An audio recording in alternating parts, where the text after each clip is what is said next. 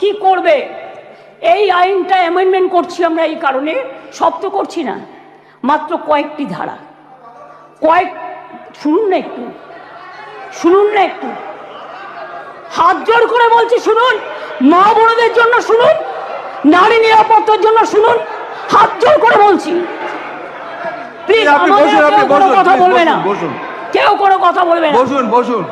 আপনারা কেউ কোনো কথা বলবেন না প্লিজ।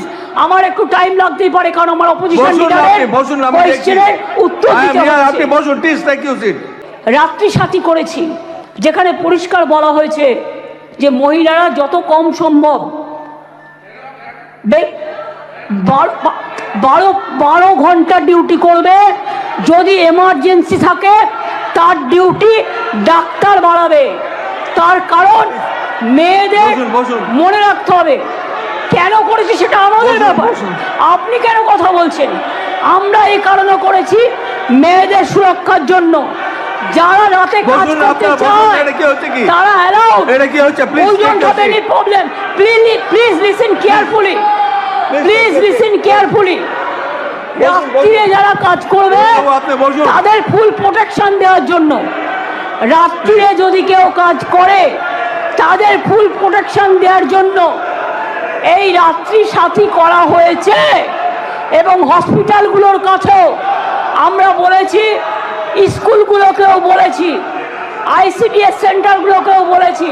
এবং মনে রাখবেন, এই বিলটি এখানে পাশ হওয়ার পরে মাননীয় রাজ্যপালের কাছে যাবেন, তিনি তাড়াতাড়ি এটা পাশ করলে এটা রাষ্ট্রপতির কাছে যাবে, রাষ্ট্রপতির কাছে গেলে এটা আইনে পাশ হবে, এবং এটা আইনে পাশ হলে এটা একটা ইতিহাস হয়ে থাকবে এবং সব রাজ্য এটাকে আগামী দিন মডেল করবে, মনে রাখবেন। আর প্রধানমন্ত্রী করতে পারেনি বলে আমরা করেছি।